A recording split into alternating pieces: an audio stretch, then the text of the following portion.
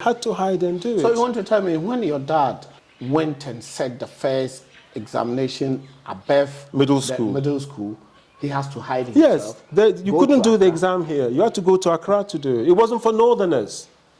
Okay. That exam was not for Northerners. You understand? That was before Kwame.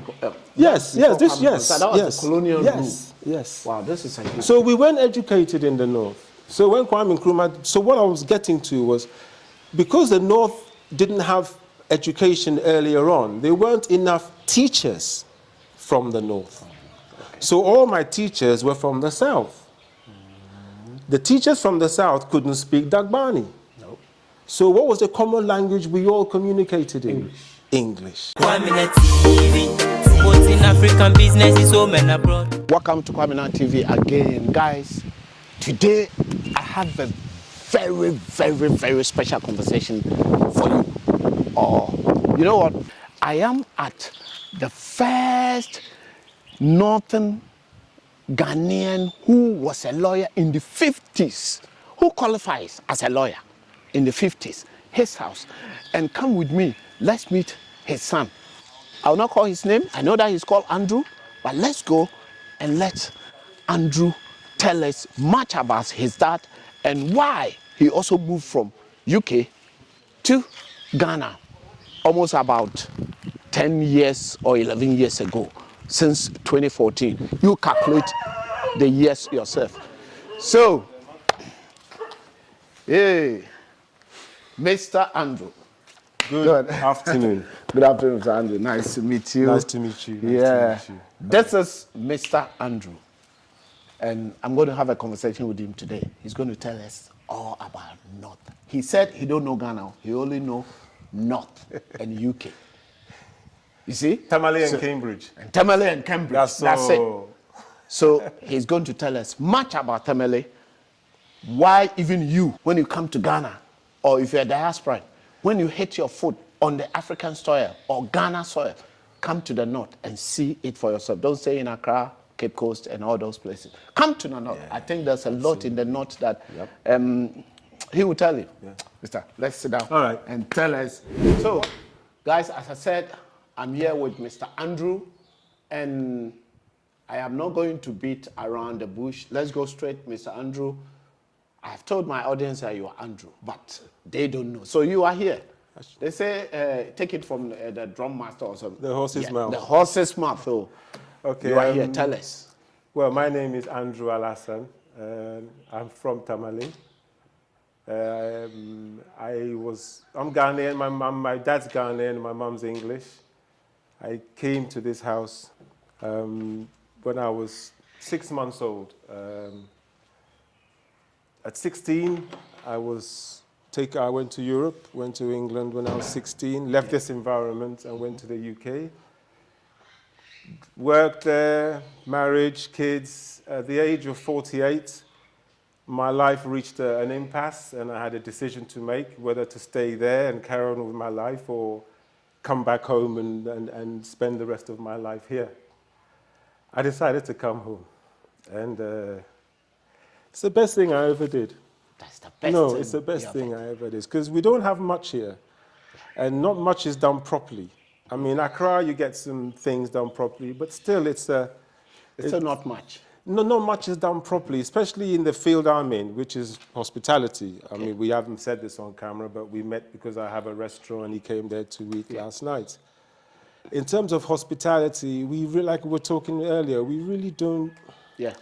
And like I said to you, I was saying to your friend, with hospitality, it's the small things put together that make the hospitality. It's not the one big things.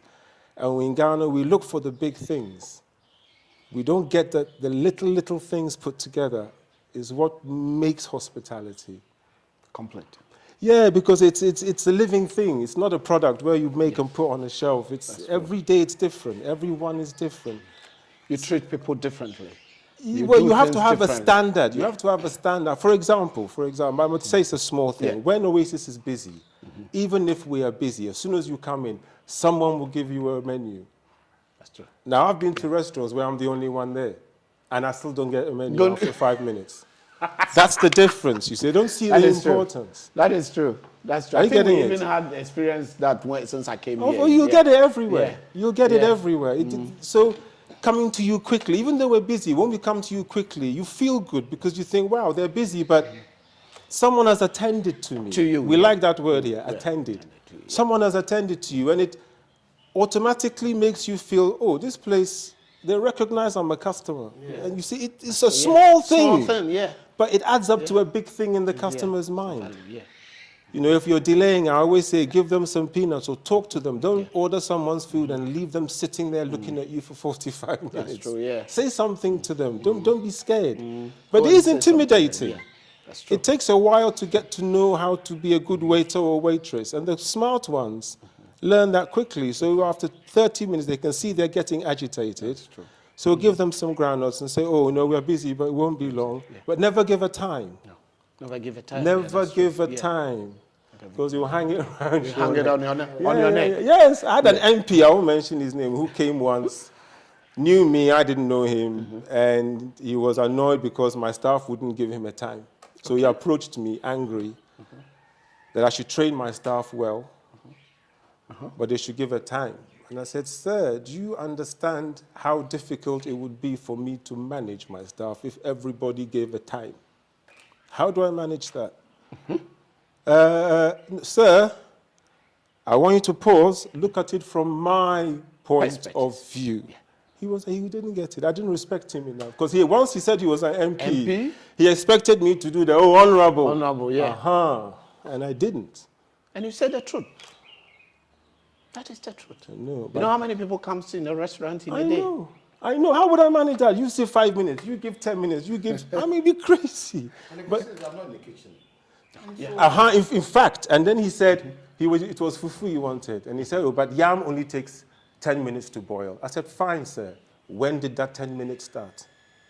Is it now or is it before? When I was looking at him. Yeah. And he didn't like the truth I was giving him with what he would call disrespect. But I wasn't disrespecting him. I chose my words well. I was firm. Yeah.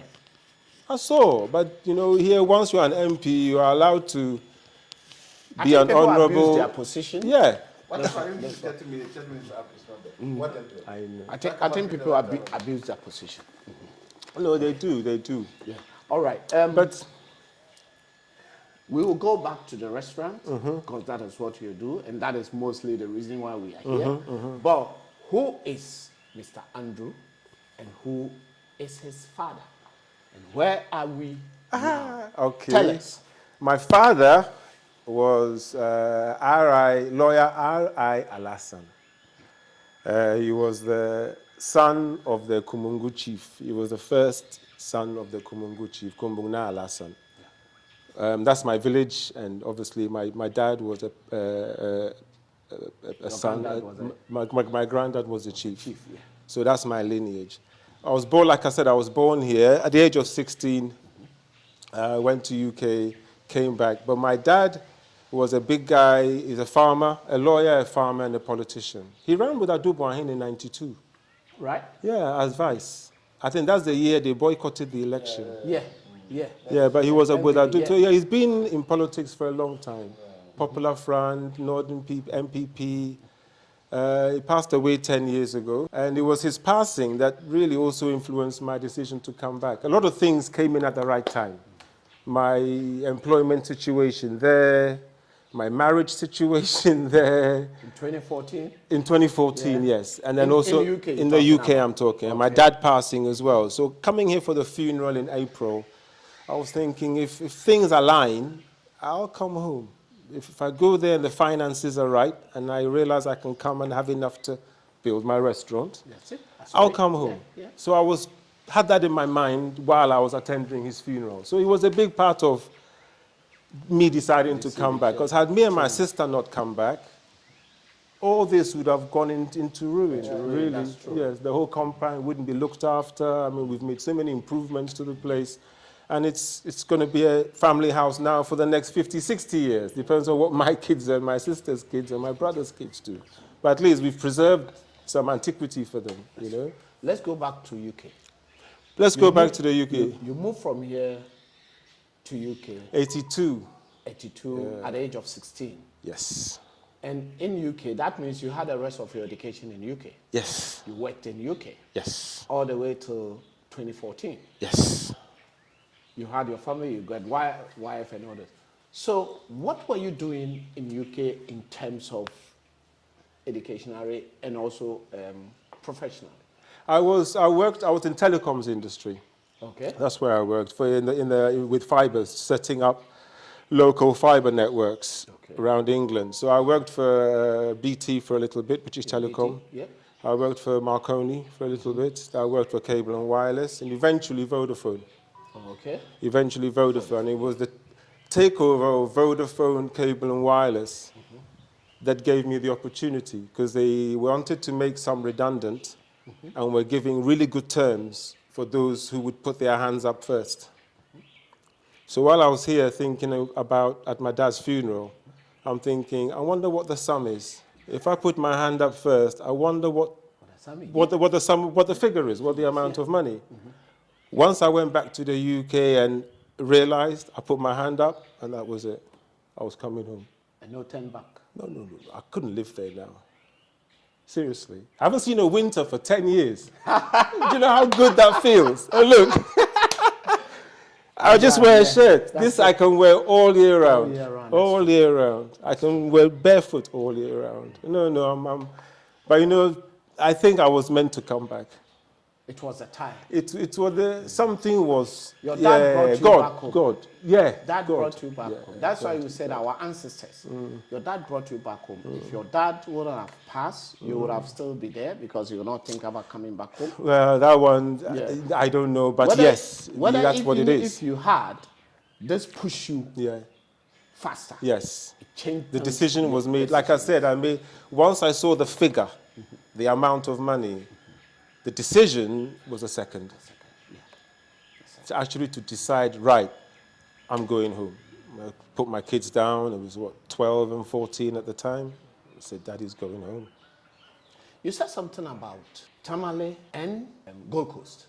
So if I understood what you are trying to say, that means Tamale was not part of Gold Coast. No. Well, I mean, under At colonial, that time. yes, under Under colonial colonial rule, rules, under yeah. colonial rule, it was Gold Coast and the Northern Territories. Okay. So the British focused on Gold Coast. That's where the minerals were. That's where the train lines, the bauxite, the gold, the manganese, everything was south. So they had not much interest in the north, really, apart from using the northerners, I said, as labor, because we are bigger than the average Ghanaian. That's true. And this was a legacy of the North. They kept it separate, so it was never really fully colonized. Like I said, the Germans were here, the British were in Savalugu, the Germans were in Yendi. And typical of the British, they realized there was a divide in the family here. So the Germans backed one side of the divide. Yeah. The British backed another. They did that all over in the colonies knock your heads together. Yeah. And they did that. But when independence came, we were one Ghana. Nkrumah made us one Ghana, and that's why if you speak to a lot of older, educated Northerners, their English is very good. Yeah. That's because Nkrumah made education in the North here free to bring us up to speed with the South, because compared to the South, we were illiterate. Because middle school was the edge, like I told you, you couldn't go further than middle school. Okay. And people at my dad's level had to hide.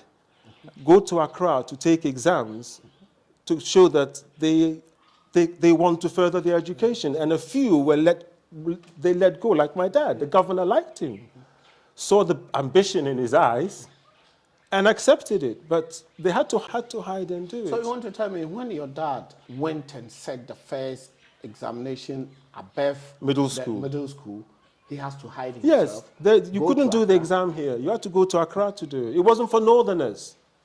Okay. That exam was not for Northerners. You understand? That was before Kwame. Yes. That was the colonial rule. Yes. Wow, this is a huge So we weren't educated in the North. So when Kwame Nkrumah, so what I was getting to was, because the North didn't have education earlier on, there weren't enough teachers from the North. Okay. So all my teachers were from the South. the teachers from the south couldn't speak Dagbani. So what was the common language we all communicated in? English. And that was the key. Now it's different. You go to all schools in Ghana, the local language is being spoken in the class. Then it was unique in the north. We we spoke English in the dormitory, we spoke English on the sports ground, we spoke English in the dining hall, we spoke English in the classroom. Yes, it was. So you find that the English, when I went to England, people say to me, your English is very good, you know. After, I left here as a 16-year-old, and they were like, your English is good, though. Where are you from? I'm like, from Ghana. They were like, hey. You know, they were surprised. Yeah. And when you talk to the older generation in Tamale, you see it, very well written as well. And even now, still, the youth that schools here, their English are different from the South. Oh, really? Oh, yes. Today? Isn't now, I'm telling you. Oh, wow. I'm telling you. If you're out there and you think what I'm saying is not Really? right, just go into the comment side, leave comments on it. I'm telling you. The English from the northern side down and the airways are different. Really? Yes. Okay. Today, still? It is, I'm talking about now, from now going. That is why I say, if you think what I'm saying is not true, just leave comments on the comment side. Just comment and let's see if what I'm saying is wrong. I think the free education that Kwame Nkrumah brought helps the North a lot. There are some people who naturally they don't want to go to school. That is different. But I think most of them here who entered to the education or who went for it, got it. And nowadays we have a lot of scholars also from the north. And it really was free, free food. You didn't have to pay for anything. Textbooks were free, food was free, beds were free. How did your dad become the first? That is a history I want to hear. Became the first lawyer from the northern side. It was actually, if I mention the name Hilal Liman, do you know who I mean? Yeah. Okay, yeah. they were friends. President Liman, They were friends, and Liman was in London, and my dad was a teacher at Tamasco, which was then called, I think, Bewa. Bewa Tamasco in Tamale Secondary School? No, Tamale. Okay, Tamasco, yeah. Which was then Bewa, I think Bewa School or something like that. He taught there. He attended it as a teenager and ended up teaching there. And he wanted to do more for himself. And Liman advised him, why don't you come, see if you can get the money together and come to London and study law. Okay. And he did. And one of the, when he went as a teacher, to qualify for the law degree, he had to do English GCSE, which was the old O-level. Yeah, O-level, yeah. And A-level. Yeah. And he did 12, year 13. Yes, he did both exams in 1 year. Wow. That's his claim. Seriously. Wow. He did them 1 year. Wow. So, and he worked. They worked in warehouses, in workhouses. I don't know what kind of work, but manual work. And he studied in the year, he did his O-level, and in the same year did A-level. And then he went to King's College, London, did law, qualified, and came back. Wow. But that for me is quite an amazing feat. Yeah. You know, all they did was work and study. Yeah. And even two exams in 1 year. In 1 year. This in year 1 13 year. and Yes. Yeah. It's like O-level and then 2 years and A-level. That's why the British call it year 12 and year 13. Yeah. That's our kids, Yes. Because my kids died. So that was something, I mean, my mom really thinks that's his biggest achievement. Amazing, yeah. Never mind the law, but doing those 2 exams in 1 year. 1 year? Yeah, and passing well enough to go on to a law degree. Yeah, that's what he did in England. Came back, he was celebrated, he was a chief's son. So, you know, it was a big thing. There was a big thing when he came back. And then he brought my mom. Oh, that is where that's where my mom comes in. They met in England. All right. So he came back with her. So your mom is from where in England? My mom's from Kidderminster. It's a place up north. Okay. But she lived in the south. Oh, yeah. Kidderminster. Kidderminster, yeah. It's above Birmingham. It's Midlands. It's Midlands. Coventry, Birmingham.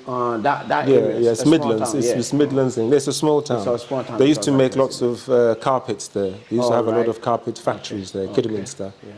Yeah. That's where she's from. She was a teacher when she qualified and she was living in London when they met. when they met. And then so she came here. They were in Accra for a bit, I think 62, 3, 4, 5, 6 in Accra. And then 67, they moved here when I was born. I was only 6 months. So you were born in Accra? I was born in Kolebu. You were born in Kolebu. You are Kolobuene. Thank you. And I came here when I was not quite a year, maybe under a year I came here. And so me, like I said, I don't know Accra. This is Ghana for me. It's Ghana for you. Wow. Yeah. Okay. So that was my dad. So yeah. That's your dad. And now it's you. So now it's me. So when your mom came, was your mom a teacher? Yes. Oh. Yes. When Because she came, I heard that you say you have your mom. yeah, when she came, when they were in Accra, she taught in GIS. Okay. Old time GIS. Yeah. She taught there. And when they moved to Tamale, she came here and set up her own school. Okay. Is that the school that still exists? Yeah, we started in the garage, in this house here, where we had desks, and then it became under the trees on this veranda, on the other veranda, and then when my dad was made ambassador to Germany in 2002. Yeah. Kufuor's time, that's right. And then when they I was in Germany by that time. Oh, were you? So that means that is the time they came to Berlin. Yes, they were in Bonn for a year, and then moved to yeah. Berlin for 3 years. And then in 2006, she came back, and that's when she got the plot for the school and started building the school. So before that, she just had people here, and she used to help other schools. But it's when she came... I know your dad then, because 2 hours in Berlin. Yeah. So I think she started the school just before she left to Berlin. She started the school just before, but it was when she came back that she really took on the school. And then my sister has come, and we've put a lot more infrastructure. The school is, but it's more, it's got better infrastructure now as a school, and it's doubled in size. You know, in the classrooms, put some new blocks up, and took the school to another level. That's another reason why we changed the name. It's time for a change. It's time for a change. Yeah. Now we come back to you. To me, what are you doing? I saw a restaurant, you know. So what do you go into? Restaurant as an... I didn't want to come and look for a job. I didn't want to come to Ghana and look for a job. But you are into... Telecoms. I know, but I know my work ethic, it's not going to match the work ethic here. Okay. And I was right. I mean, I think if you work in a profession there, you come here, you realize that they're not really working, let's be fair. That's true. Let's be fair. That's true. You're not really working. Yeah. No one's really working. We do a little bit here and there, but the discipline, we talked about discipline. Yeah, we talk about that discipline is gone. You can go to the office and go out and come in and go out and come in. If a client comes, you're expected to wait. That's true. Of course you are. When That's they come, Ghana. When you come and you're acting, you say, look, have patience. You're the one who's wrong. What have I done wrong? I just went to buy some oranges. You're upset. Are you getting it? I get it. So here in the saying here, Pam Solo, it means be patient. And without patience, you cannot live here. And that's what some people get wrong. They come here and they want things to be like in the UK, like in America, and. But to be honest, I ran away from that. That's stress. Are you getting it? Yes. I mean, we have stresses here, yes, but it's a different level of stress. Of stress, yeah. But the restaurant, also, I was saying, I don't want to come and work for anyone. Also, it's too hot to be driving around and fixing telecom faults and going into equipment rooms. So I decided, and I had enough cash. That's what the decision was about. Did I have enough cash to do my own thing? And I did. And I thought, Tamale, when I was here to see my dad, because we all paid a visit because he was getting weaker in 2013, I wanted somewhere like Oasis I could go and chill. Okay. So as soon as I realized I was coming back, I knew exactly what I was going to do. Right. And there was nothing there at that time? There still isn't, to be fair. Wow. There still isn't something, I think, on my level of service, environment and food. In wooden and luxury, a few places, but the owners are not there. The owners are not there, and I sit there every night. My wife is there now. So we keep the standard and we keep our feet on our workers. We keep the pressure on them to perform. I mean, for example, I sit outside the office. When the kitchen call order, they know I've also heard it. Yeah. So they have to respond. Sure. You know what I mean? Now, if I wasn't there, they would say, I went last time. You get all that when the food is waiting. Are you getting me? Yes. And these are the small things that put together make up service. Everybody's on his feet. Yes. And when the place is busy, sometimes I sit there and watch them and think, wow. You can see they've all got a purpose. Are you getting me? Like yeah, ants, yeah. they move. They know what they're doing. They know what I expect them to do. Yeah. And they know I'm sitting there. Do you think having a business here in Ghana requires your presence? Or you can be an 100. absentee? Oh, no, well, you come to a level. It depends on what business you're doing. Like I mentioned earlier, if you're making a product and you make this and you put it on the shelf, then it's about counting it, making sure it doesn't expire and selling it. When you're working with a service in Ghana, like I said earlier, service is a living thing and you've got to be there. You've got to. It's not that if you want to deliver the service, like I just pointed out all those small, if I'm not there, that pressure is off. It's true. They can talk about who's taking the order for 2 minutes and kitchen are calling, order. They know it's different. It's completely different. So you have to be there for a service, I mean, I know a guy who runs a car wash and I go there because he's always there. Yeah. You get what I mean? He's always there making sure they do a good job. But that's fulfilling in a way, really, because you have, if you're investing and if you sit abroad and throw money at an investment, I reckon anywhere in Africa you won't be successful. No. You've got to go and, if not you're hands-on, maybe hands-on in the beginning. You getting me? Now, I mean, I went to Europe, I went to England for 2 weeks last year. My wife ran it. Yeah. So we've got the behavior in place now. We've got the culture in place. Do you go to England most of the time? No. Since you came 14, I came 2014. 2014, which is roughly about I've been 3 times. 10 years. Yeah. I went 2014. I went back 2015. I had a return ticket. 2016, I went back for a break before I opened the restaurant. Then I didn't go for 8 years. I don't like traveling. Like I said, what am I? It's my sons. I'll go to see them. How old are they? 25 and 23, coming on to 24. So they are big. Yeah, they're both working. But they've come here a lot. Okay. They've come here a lot. Luke's been here 23 times. I mean, it's ridiculous. Okay. They've come here. Even when I was in the UK, I made sure they came here, because they're very light, you see. So one of them, they see me as his dad and they're shocked because I'm half and their mum is white. Yeah. So, because I'm just dark, because people think I'm American, I'm Egyptian. They don't think I'm half and half. Yeah, I don't look like a half, a normal, because I'm not a normal half caste. I'm not a normal. I'm dark. I'm darker than all my family. Yeah. I'm dark, and I like the environment. You know, I'm a Kubolo. I am. I like the outdoors. I like the outdoors. True, because people look at you like you are different. You know. How are you doing in the restaurant business? It's okay. It's okay. For me, I love it when I came there. It's the first time I came there to eat. That is why I say I'm looking for the owner and speak to the owner. I didn't know that you are from UK. Wow. But I saw the place. I said, hey, this place is going to be nice. Thank you. Especially in the north. Accra, you may see. Yes. Yeah.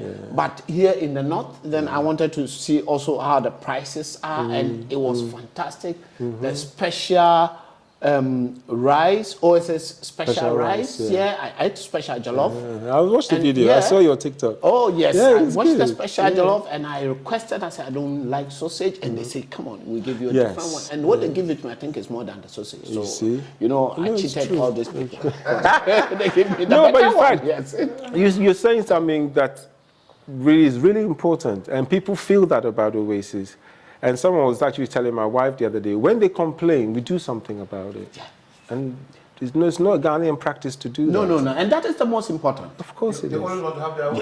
Yes. You all fall down. It's how you get up. And sometimes, in fact, 98% of the time, you can look good in a bad situation better than if that bad situation hadn't happened. That's And we don't realize this here. For example, if a guy came the other day and we were busy, his food had taken a long time, so I just gave him a Coke. And he's saying, oh, how much? I said, no, drink it. He's like, are you sure?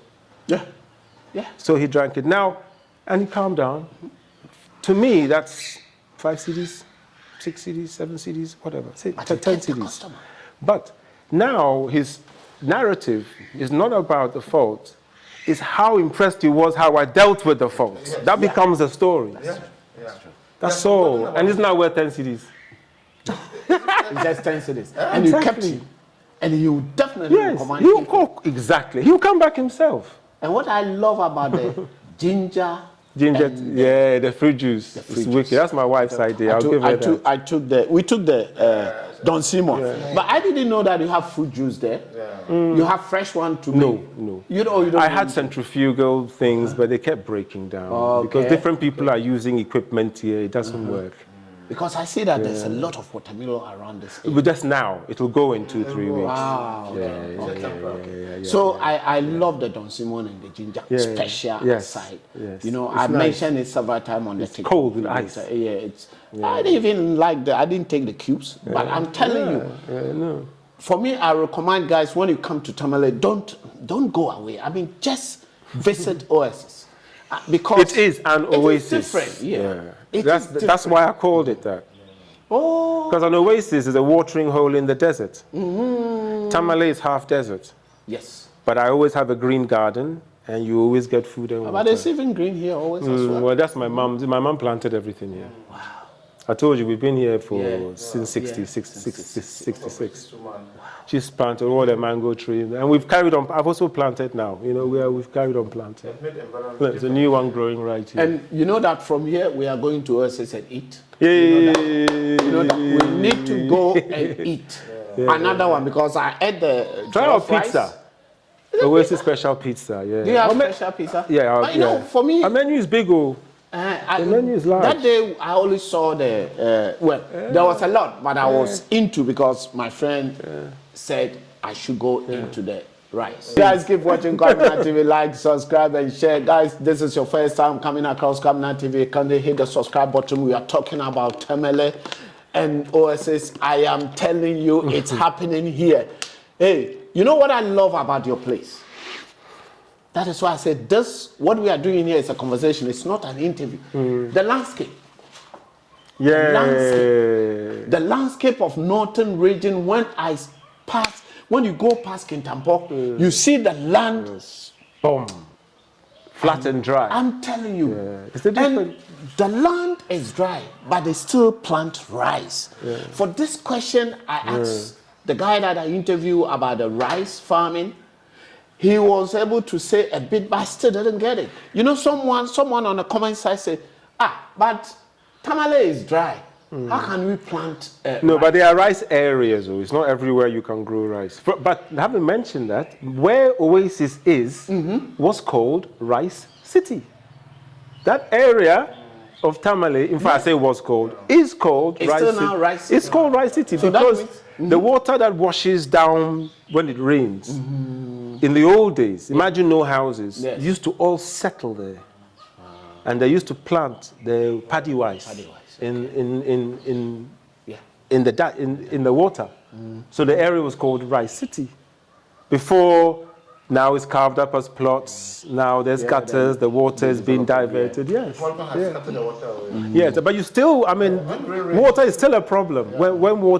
Because the river, basically, Oasis was part in the old days of where the water would rush down. The whole land there, water would come down. Now the water the walls are coming up and forcing the water in different directions. But the water still goes to the big gutter. Yes. There's a big stream. Yes. Okay. So the water goes goes to the stream. Okay. So yeah, it's called Rice City. So there's areas you can grow rice.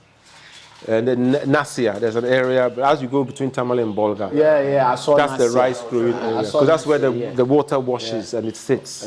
Yeah, but you can only grow rainy season. You can't grow all year round. You can't grow rice, but it's still good. But you still have enough rice. But it's a large area, so you can grow a lot. You can grow. You guys have land. I know. And you know the second thing that I saw is the shea butter. Can you tell me why are we not doing anything about shea butter? Shea butter being one of the expensive. But we don't add value to anything. That's our problem. We don't add value to gold. We don't add value to rice. We don't add value to vegetables. Diamond. We don't add, and that is Africa's role. To be fair, we are fighting against international. No, it's not because we have enough. If we add value, then it means we are making all the money. So Africa exists for raw materials, not value. And this is Africa's problem. And when a leader comes who wants to change things, The change. or regime change. Of course, regime change. Yeah, look at what, and I'm telling you, watch Mali, Niger, and Burkina. And Burkina. In 10 years' time, go and see their schools, their hospitals, their bridges, their roads, their attitude to work, and their clean environment compared to us. Democracy for me is another thing. We are too tribal. I think what you said about democracy to you is another thing. Do you think Africa is ready for democracy? We are in, but do you think Africa is ready for democracy? We're too tribal. It won't work. And for me, the people that don't want us to develop understand the tribal and the effect it has on us and how it limits us. It really is. Now, I've got nothing against the chiefs, okay? Yeah. But when, for example, USAID are running a project and they are running it in the farms, if that project is being run, look after the chiefs, keep their involvement where they are. Yeah. But the focus is on a Durban. Nothing invested, you can't have an investment conference without inviting all, and we tie ourselves with this chieftaincy. Now, and for me, that was, apart from Nkrumah being dangerous to them with his communist thinking and trying to do best for us, he was beginning to get us to feel like Ghanaians. And if we feel like Ghanaians, we'll be harder to crack. That is true. And for me, the colonialists' main ambition is to keep us tribal. Keep fanning up the importance of chiefs. Keep them involved. For example, I'll tell you something. Say this is a job. This is we want the 3 best applicants for this job in Ghana, right? Mm-hmm.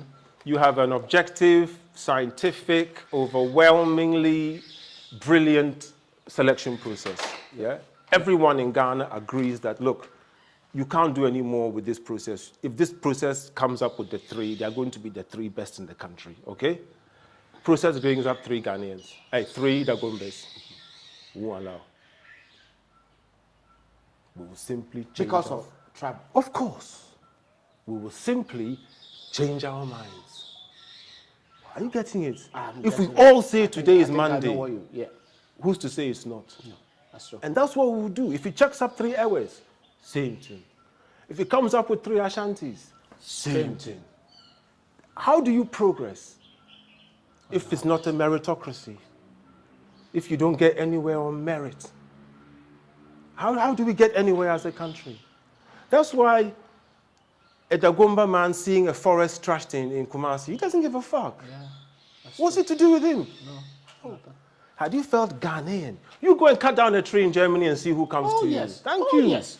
Someone just passing. And you see, someone that you don't know. They know the power of the man in London wanting the best for England, the man in Birmingham wanting the best for England, the man in Coventry wanting the best for England, the man in Slough wanting the best for England. They understand the power of that as a country, not for us.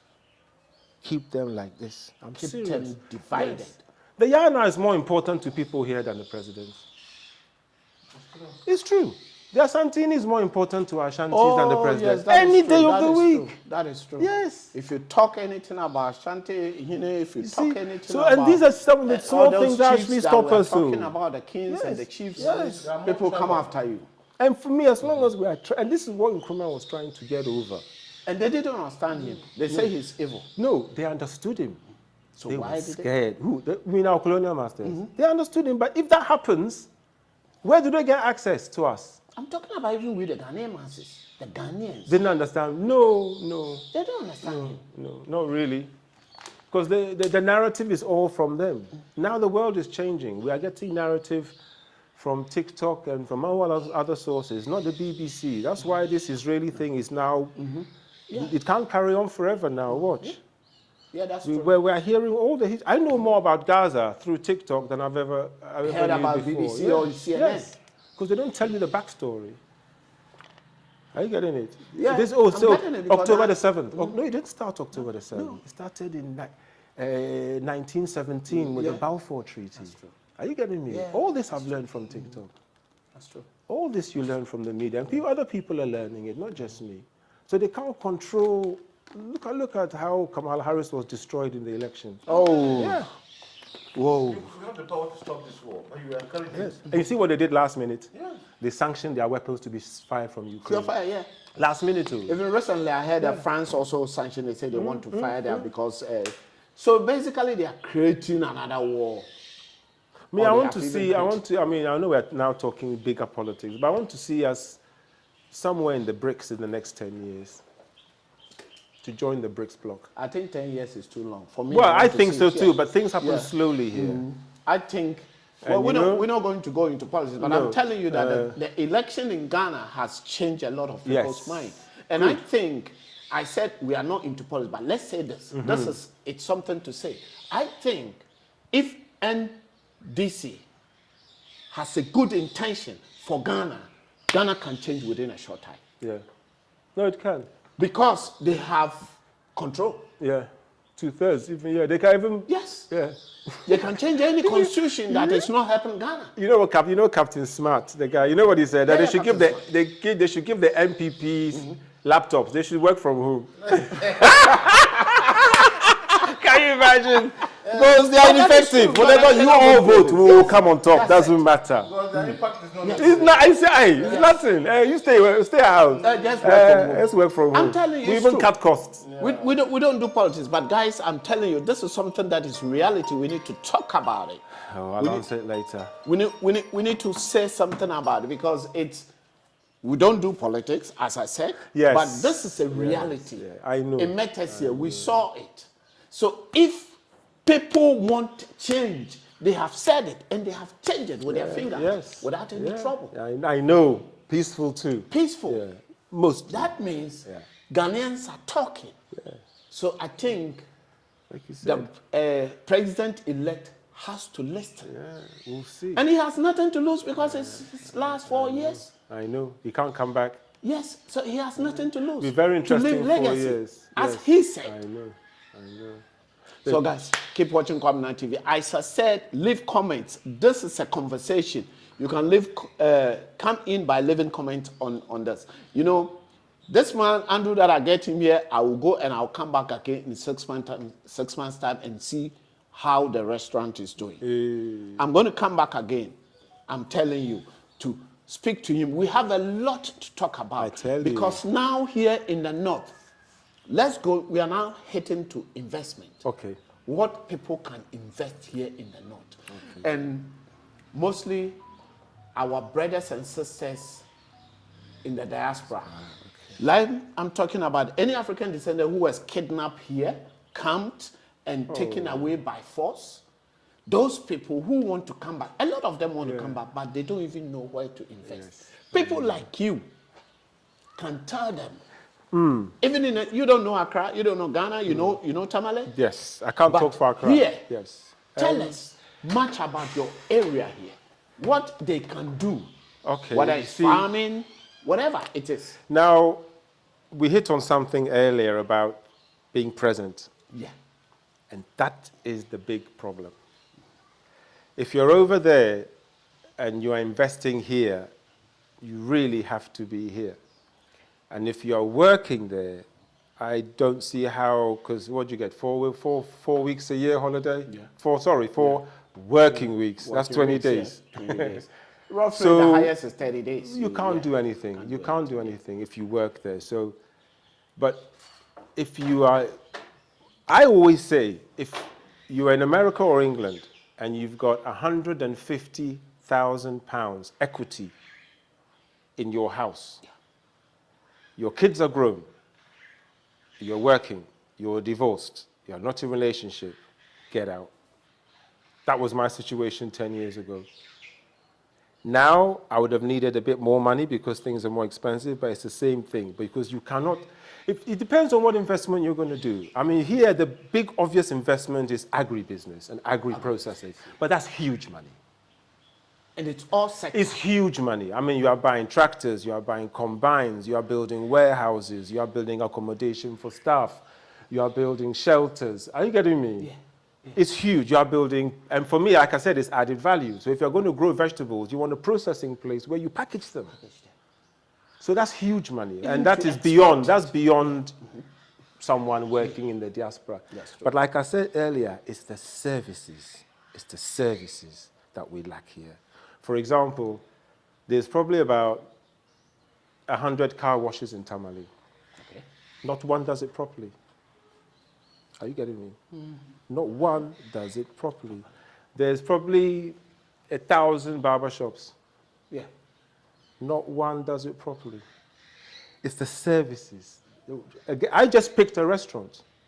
There's maybe 10 restaurants, but when you come to Oasis, you see it's different in how it's always clean. The toilets are always smelling good. The lighting is always on point.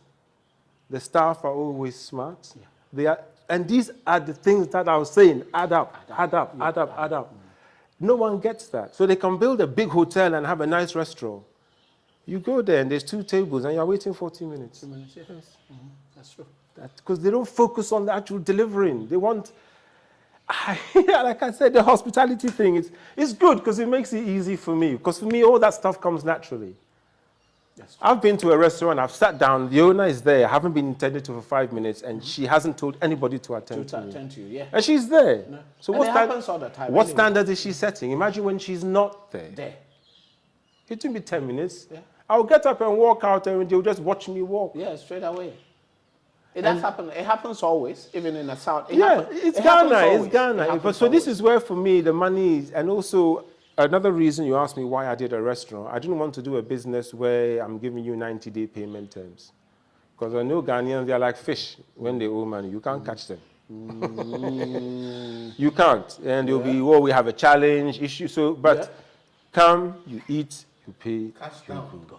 And Ghanaians don't mind that. Someone can have his last 50 cedis and come and spend 40 cedis and pay and go. Yeah. It's okay. Food is embarrassing if you have no money to buy food. You don't go out to buy food if you haven't got the money. That's true. So I thought, we're generating cash. And so I picked I always wanted to have a restaurant. Even in England, when I was younger, I wanted a coffee shop. Oh, okay. Yeah. You know what I call a hot pot? You know, a British hot pot? Potatoes and meat. Yeah, I know. I thought of having a cafe and just selling hot pots. Potato hot pot in the corner. So it's been something I like meeting people, I like talking, I'm an outgoing kind of person. I'm not an introvert at all. So it's perfect. And I greet them and people see me sit there and they feel, And you feel better. I feel good. Yeah, what would I be doing in England? The way you even attend to us the moment you see us, you stop eating. Yeah, it's important. Yeah, it doesn't happen most of the time. No, I'm telling you, even some of the... But I've learned a lot. I've learned a lot since coming back. Yeah. I've learned a lot. Yeah, that's what I said. I said the big man is eating, but we can't talk to you. But you know... that's another thing. I can't get this big man concept in my head. The reason it's not me.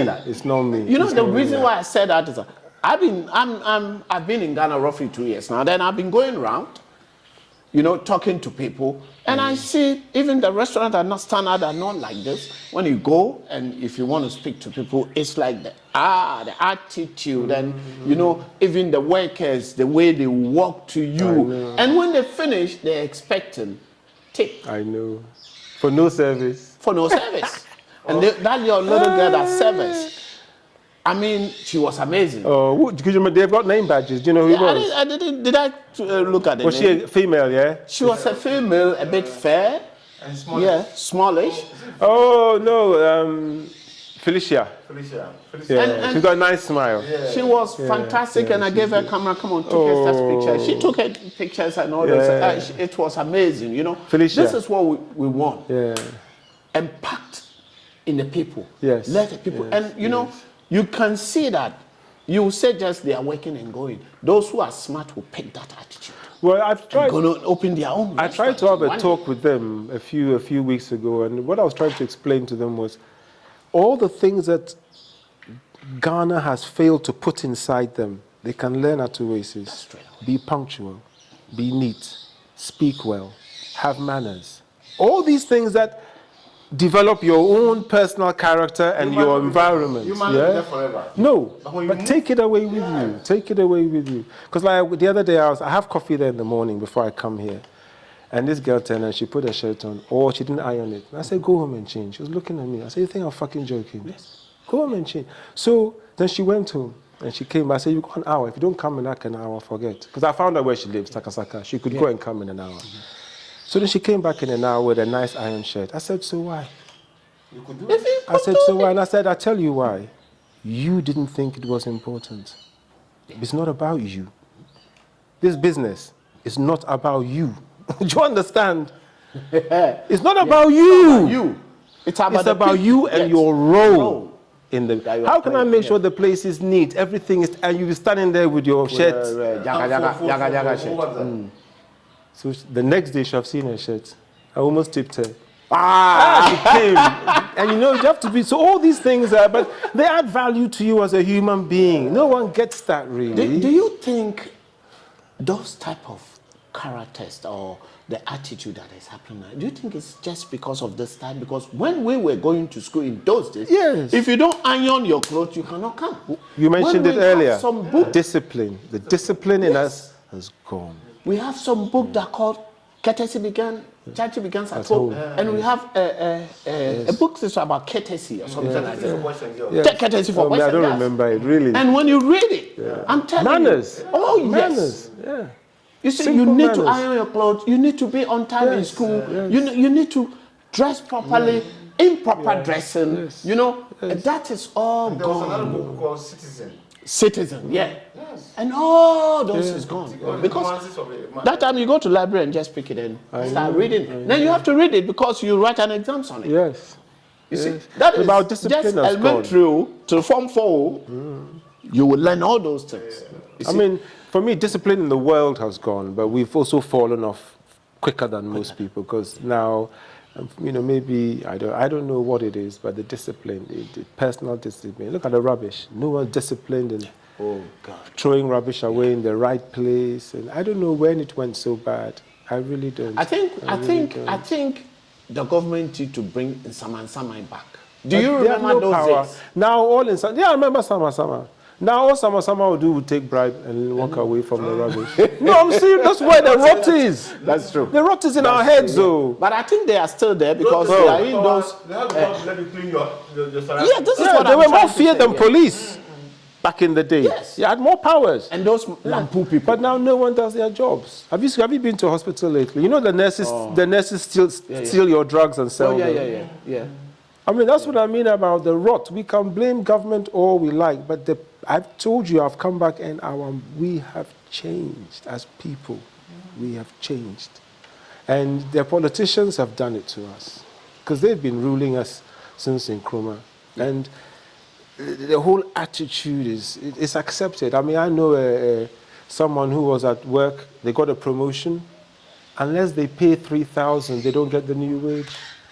I mean, what? Yes. Look, the rot is deeper than you think. They got a promotion. You've got a promotion at work. Unless you pay the personnel department, they don't reflect your salary with that. And they do it as an office. Where are you going? No, I'm serious. Look, the rot in this country is deep. We deal with impunity. Look, and they are all together. So where do you go? Where do you go? You can't tell anyone. Where do you go? No, you have to just succumb. Wow. I know a guy who had a plot in Accra. They had been paying ground rent for this plot for nearly 30 years. It's got a 60-year lease. They wanted to change ownership. Accra Lands Commission said, oh, by the way, this part of the land doesn't belong to you. As an office. And huge government department. Yes. As an office, doesn't belong to you. Where'd you go? If you don't know the guy on top of them, that's it. Where'd you go? You're done. You're done. You either let it go or you buy it from them. From them. And they'll make you millions. Did you see the highways thing? Did you actually see it? No, I haven't seen that this woman, this guy is working on the tolls before they abandoned them, and they were recording this before she started working. They were recording 350,000 a month, 250,000 a month in money, sending it from the tolls.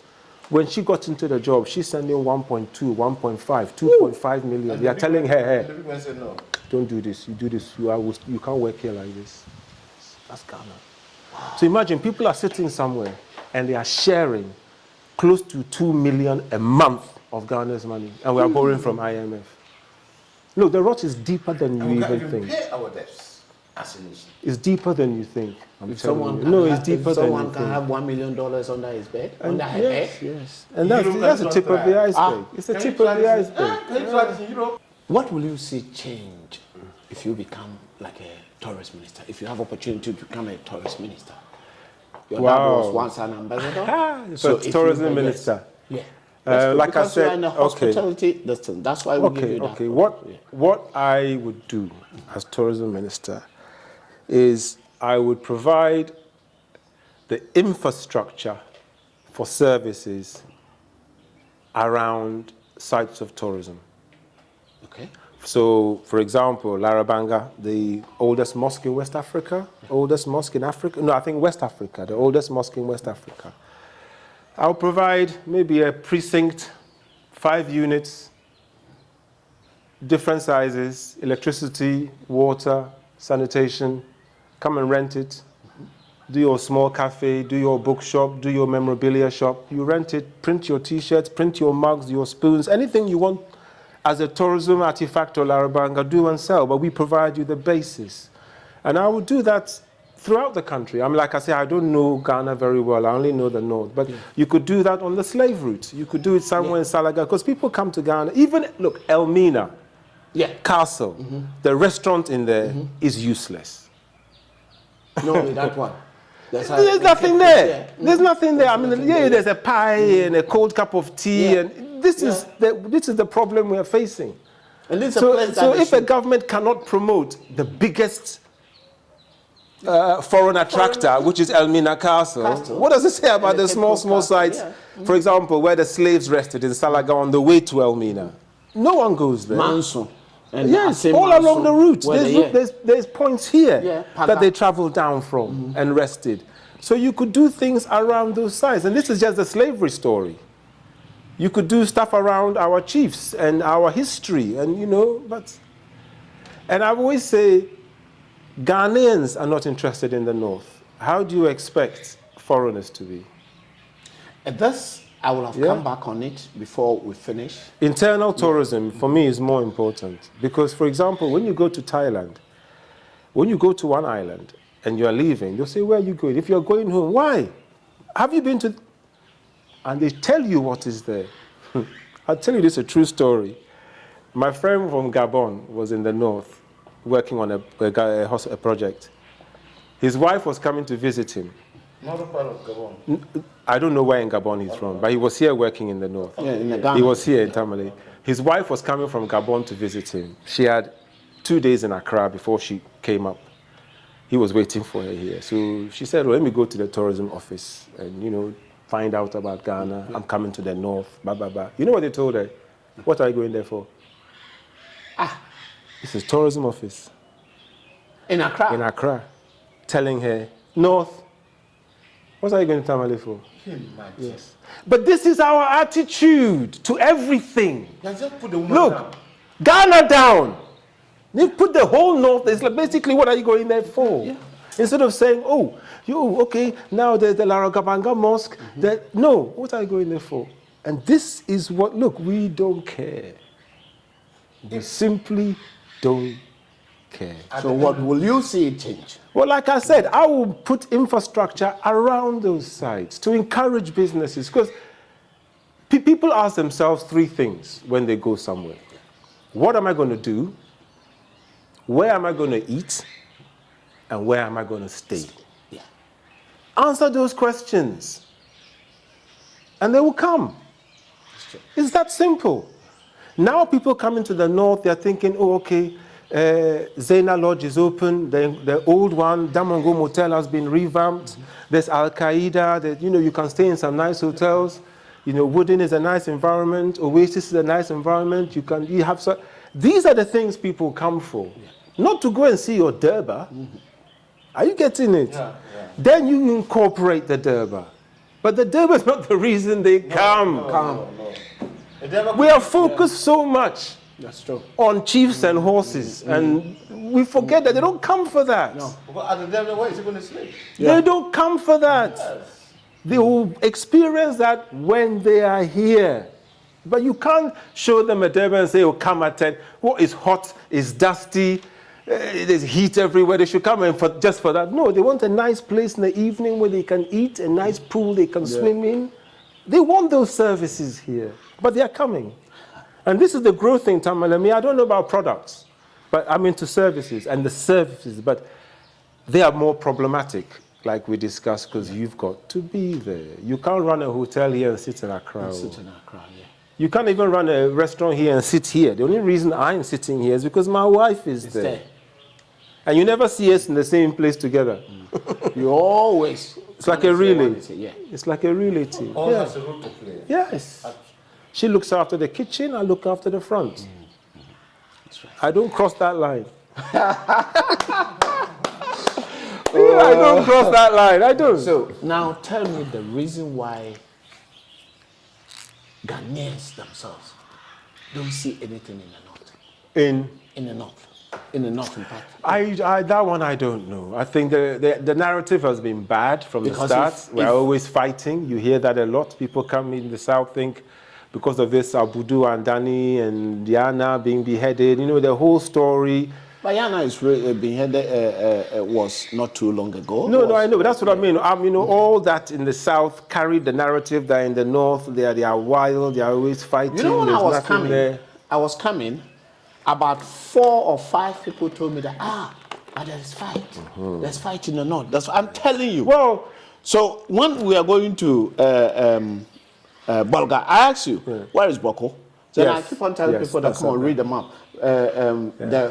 The trouble is in Boko, and I am not going to Boko, but they say all the area. No, but they lump us all together. It's all the north. That's the north. It's all the northern territories. There's nothing here. It's all the northern territories. Yes. All the northern territories. It's all the northern territories. We are one. When they were fighting in the Tamale people don't know what was. I know. I know. But they don't go there. What? So why is it that, and why do we still have that narrative in the south? Because we don't care enough to change it.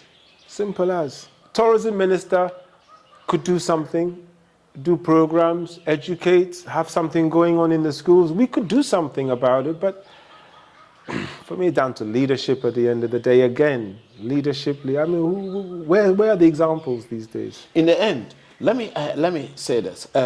Why is it that here in the north, when I came, there's a lot of opportunity of farming and all those things. Why? I can't still lay my hands on. We have northern president. We have vice president. I think all the through this our faith independent. This thing like from Rawlings time. After Rawlings, when Kufo came, we have vice president who is from the north here. Aliu. Mama came. The recently digital man, Baumia. Why is there still that northerners, the youth, are still coming to the south to do Kayari? Because there's no jobs. But why is it those people be in power, then they don't do anything? That is what I don't understand. I mean, we need, like I say, we need to employ a lot of people here. We need big business. We need agro-processing. We need agriculture to be a big thing. We have land. And, you know, we started this planting for food and jobs, but you see, Ghanaians... Recently, the Russian went and opened, is it watermelon factory? Yeah. Oh, yeah. We have tomatoes factory, which is in the bush. Here? Yes. But it doesn't work. No, it's in the bush. Oh, yeah, and the beef. They were doing corned beef in Bolga. And yes, meat factory. So why? We still have the meat. Because he wasn't allowed to. Like I said. When I came to your restaurant, the meat I ate, you can have a taste in it. Chicken? No. What did you have? The one they put it aside there. No, it was a meat. It was I think it was a sausage. They gave me a meat. Beef. Oh, beef. Okay. Yes. Okay. You can feel the taste. I know. Down the south. Yeah. And here, what I've seen here is every farm, livestock farming here is organic. Because they left them, they go look their own food and eat. It's true. Why can't we? Why? I think why the government? Why? It needs government intervention because we are, if I'm going to be honest, are you Dagomba?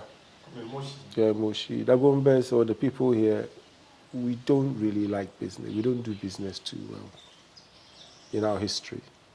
You know, one or two, we're not like the Ashantis where they are great traders, you know. We don't really care for it. But if you don't do business, why is it that the government don't open factories and also?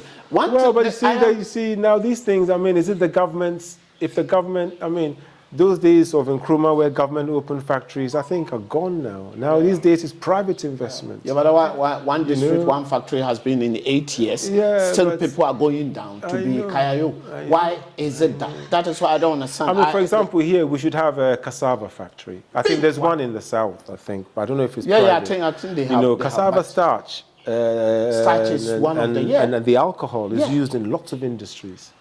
We could package, I mean, from Kenya, flights leave Kenyan farms and go to Tesco. Yes. Go to Asda. Why can't we do that? We have the land. You know that they even sell cassava in Asda and Tesco. Yeah, the world food aisle. Yes. That's what they call it. World food aisle. They have cassava, they have yams, they have plantain. Cocoa yams. They have everything, mankani, everything they have. So Sandro, Oasis, can also people order food? You do delivering or something like this? Yeah, we do deliveries.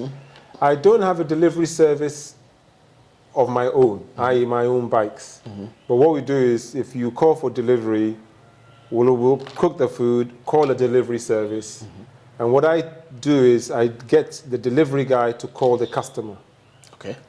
And then my process is finished. Once the delivery guy has my food, that's the end of my business.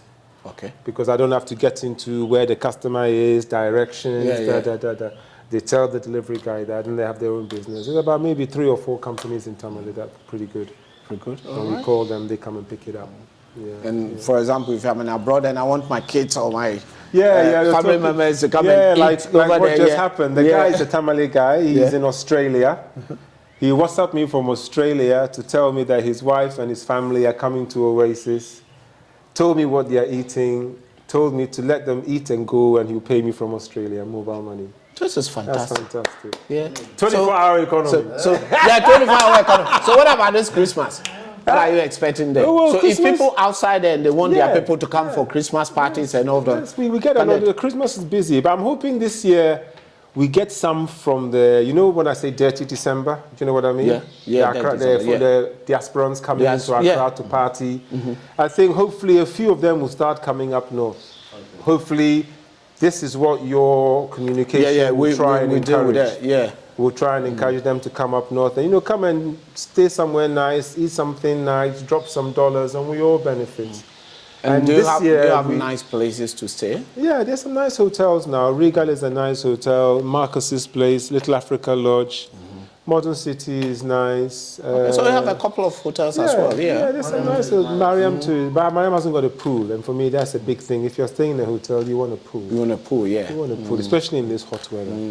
Especially if you have kids, at least they can occupy themselves for some time in the pool. It's a nice environment. So it's coming. So those type of places will come. And hopefully this year, Oasis, hey, let me brag small. Oasis won. We came top 3, Ghana restaurants, class 2. Oh, wow. We didn't win. Buka, you know the restaurant in Osu? In Osu, yeah, Buka. Very old restaurant, family run. Yeah. They came first and we were in the top 3, so second. Yeah, that's great. But hopefully, through that, people will hear of Oasis coming from abroad. Maybe no, people will hear from Kwamina TV. Don't worry about that. A lot of people they need to come up because it's a different country. I talk to a lot of diaspora, so good. Most of the people. Right. I was going to ask. I don't know what your viewing, your numbers are, but anything is good. I speak to a lot of diasporas. I started with the diasporas. On 28 December, I'm going to Paloma, and Mama is coming to her to give a speech. Okay. Yeah. President-elect? Yeah. Okay. About diaspora, citizens, and all those things. So I meet a lot of diaspora. So people will definitely come. Yeah. So guys, leave comments. And if you are also over there, and if you want to come to Tamale, I mean, you see, it is easier now. When you step at Kotoka International Airport, you can easily take a flight straight. 45 minutes, you are in Tamale. Yep. If you also want to go by road, there's a safe STC. Go to STC, take an STC, cool, you enjoy the road. Yeah. I mean, the landscape. And before I get it, to add to that, the Eastern Corridor Road is now in use. And is it open now? It's open. Well, there's two routes. There's a route that doesn't use a ferry and a route that uses a ferry. Yeah, that's true. The ferry route is good either way, either side of the ferry. Yeah. Okay. Yes. So People are coming up that way now. And if you don't have a reason to go to Kumasi, you don't go Don't that use way it. anymore. And it's even shorter. It's shorter and it's less traffic. okay, so that means And a better road. then that means if I'm coming next time, Come I just that way. need to pass Yes. over there. And to open up the north, that road will open up the And you north. Johnson will open. You know the other route. Most people know the other route much. The all land one. All land. Yeah, that one is bad in bits. It's not fully So done. they will complete that one. Good. And then they will even pick it from Yendi to Garu to Goshegu and beyond. But those who are carrying big trucks who doesn't need to pass through Tamale. Yes, straight Just down. pick it from that Yes. place. So guys, as you said, Andrew has shown us the way. If you are coming and you want to drive, just use the Eastern Corridor. Yeah, road. it's the best And route. if you are diaspora and you come, you landed. There's a lot of cars to rent. You can go to Berliner Ventures. They have cars. They rent. Get their cars. Book. Just go look. Google Berliner Ventures. Just Google. They have nice, beautiful cars to rent. Avoid accidents. And avoid accident on Kumasi Road. Just go through the Eastern Corridor and landed at Tamale and enjoy yourself. And if you are going, it's less than 6 hours if you go through that side, straight away, and you come. Keep watching Kwabena TV, guys. Just today. We had a very beautiful conversation, and thank you for, watching us. And I said, thank you to Mr. Andrew. We are from here going to eat. And thank you, Mr. Musa. Musa was not normally being in the conversation. That's why we didn't give him the intro. But he contribute his also part in. And I said, keep watching Kwabena TV, like, subscribe, and share. And guys, leave comments. This is a conversation. This was just a conversation. And that's why we brought everything on board. It's just to awake we the Ghanaians or we the Africans to do something and stop tribalism. It's killing us. It's killing No, us. literally. It's killing us. Literally. If Europe can be together and become one Europeans, why can't we, even in Ghana, I know. to become one? You see? So guys, keep watching Kwabena TV, like, subscribe, and share. I'm still the youngest old boy, and I love you guys. Youngest old boy. I like that.